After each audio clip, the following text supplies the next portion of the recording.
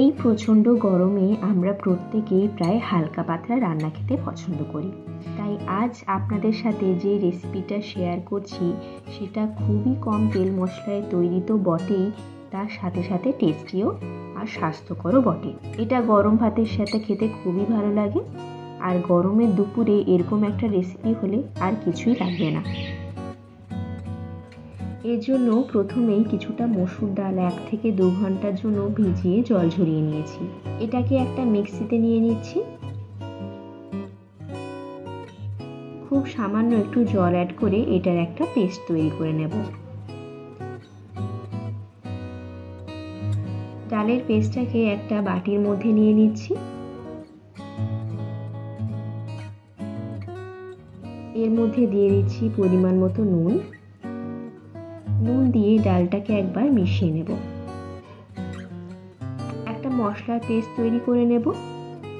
মিক্সিতে দিয়ে দিয়েছি 1.5 টেবিল চামচ পোস্ত, 1 টেবিল চামচ সাদা সর্ষে, সামান্য কিছুটা জল দিয়ে এটারও একটা মিহি পেস্ট তৈরি করে নেব।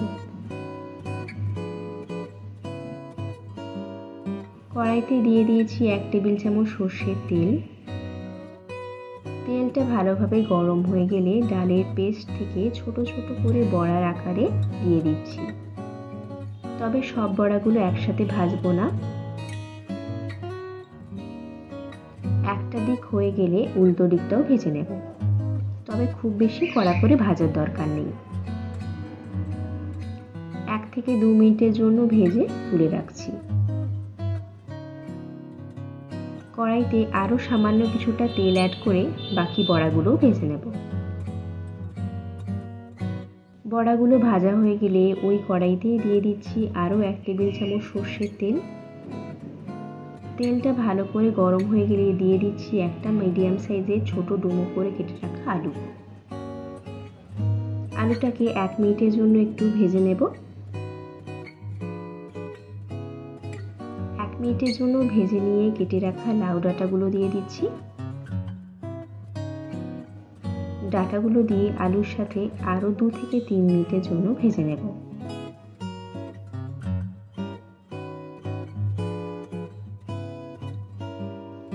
দু থেকে 3 মিনিট ভেজে নেওয়ার পর কুচিয়ে রাখা লাউ শাকটাও দিয়ে দিচ্ছি। লাউ শাকটা দিয়ে ডাঁটা আলুর সাথে একবার ভালোভাবে মিশিয়ে নেব।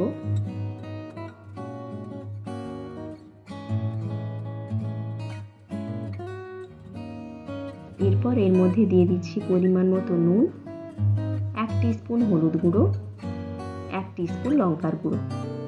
গুঁড়ো মশলাগুলো দেওয়ার সাথে সাথে লাউ শাক থেকে জল বেরোতে শুরু করেছে। সব মশলাগুলো দিয়ে ভালোভাবে মিশিয়ে নিয়ে ঢেকে দেব।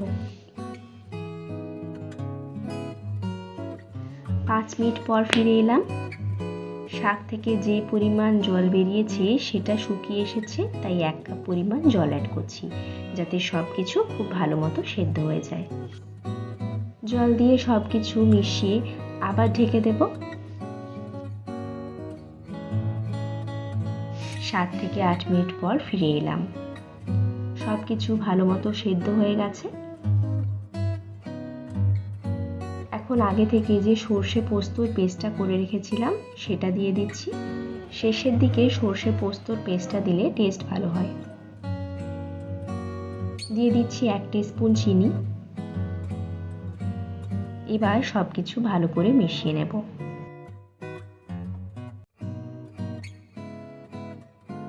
এবার আগে থেকে যে বড়াগুলো করে রেখেছিলাম সেটা দিয়ে দিচ্ছি। বড়াটা দিয়ে আরও 2 মিনিটের জন্য ঢেকে দেব। 2 মিনিট পর ফিরে এলাম। সব কিছু খুব ভালোভাবে মাখো মাখো হয়ে গেছে। সবশেষে দিয়ে দিচ্ছি 1 টিস্পুন কাঁচা সর্ষের তেল। কাঁচা সর্ষের তেল দিয়ে সব কিছু একবার মিশিয়ে নিলেই তৈরি অসাধারণ স্বাদে এই লাউ শাকের তরকারি। বাড়িতে অবশ্যই ট্রাই করবেন।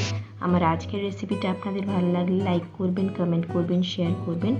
আমার চ্যানেল নতুন বন্ধু হয়ে থাকলে সাবস্ক্রাইব করবেন, তাহলে আমি যখনই নতুন কোনো ভিডিও আপলোড করব তার নোটিফিকেশন আপনার কাছে পৌঁছে যাবে। তাহলে দেখা হচ্ছে আবার কোনো মজাদার রেসিপির সাথে।